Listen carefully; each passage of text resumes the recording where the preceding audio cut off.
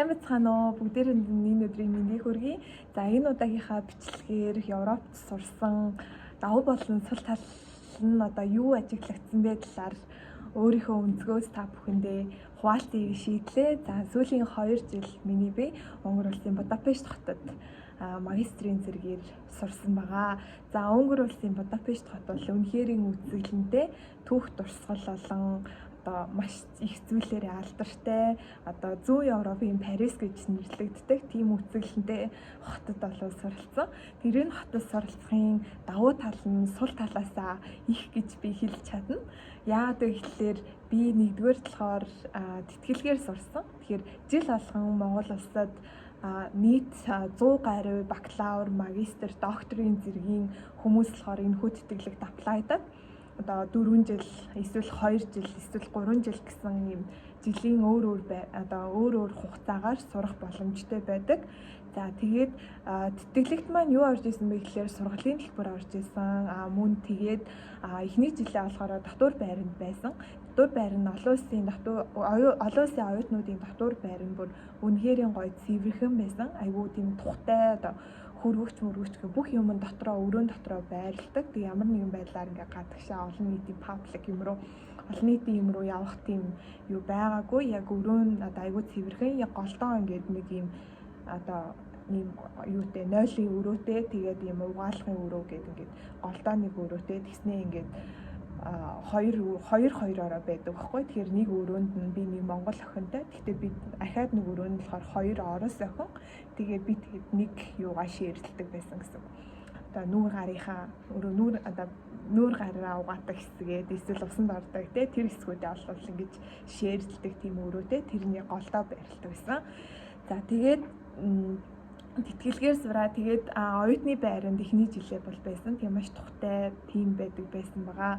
За энэ бол одоо айгүй давуу тал гэж би хэлнэ. Тэгэхээр нөгөө сурангаараа бас төлбөрөө олоод сурдаг оюутнуудтай харьцуулахад мэдээж нөгөө одоо тэтгэлэгтэй сурна гэдэг утгаараа жоохон эрхчлөлөөтэй юм шиг санагдсан баггүй юу? Ягаад тэгэхээр нөгөө айгүйх цаг хугацаа гарна, өөртөө зориулах цаг хугацаа, тэгээд олон найзуудтай болох боломж гэж зөндөө олон боломжууд нэгдэг гэдэг утгаараа энэ тэтгэлгийн давуу тал нь юм байсан. За дараагийнх нь болохоор юу байсан бэ гэхээр нөгөө манай ангийн хүүхдүүд жишээлх юм бол юм 7 улсын оюутнууд байсан байхгүй юу. Тэгээд бид хэдийн соёл заншил тэгээд нөгөө хэл одоо сурсан хэл маань энэ төр өөр хэлээр ярьдаг. Гэхдээ бид нар яг нэг мэргэжлэр одоо сурж байгаа учраас биднэрт ингээд хуваалцах, бинийгээ таньж мэдэх, соёлын солилцоо гэх мэтчлэн зүйлүүд бол айгүй цоошин зүйлээсэн. Тэгээд хичээл маань өөрөө англи хэл дээр явагддаг. Тэгээд сургууль дээр ерөөсөө ямар нэгэн байдлаар ерөөсөө англи хэл мэддэггүй оюутан гэж байдаггүйсэн. Бүх багш нар нь англиар ярьдаг. Тэгээд англиар ярьдаг, хичээл маань англиар ордог гэсэн. Тэгэхээр ийм байсан. Тэгэхээр энэ бас нэг давуу тал нь болж байна гэсэн.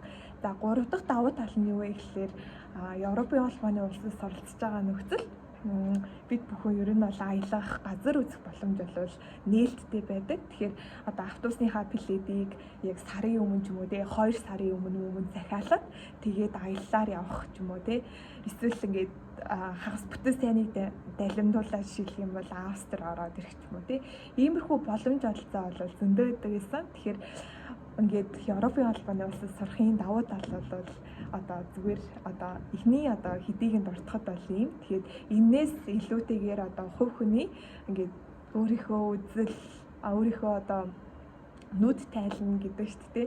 Тэр зүйлийгээ бас ингэж нээж илрүүлэх, бустай харилцах гэх мэтчлэн зөндөө олон зүйлийг сурсан нь бас айгүй одоо давуу талуудын бас нэгт нь орж байгаа.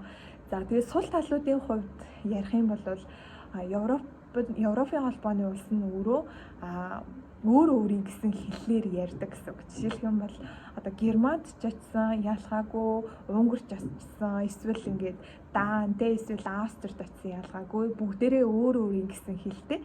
Тийм учраас яг Европын холбооны улсыг нь хэллийг нь сурж ийж одоо ажил мэргэжлийн хувьд ч юм уу тиймэрхүү давуу талууд нь үүсэх боломжтой байдаг байгаа. За бүгдээрэндээ баярлалаа.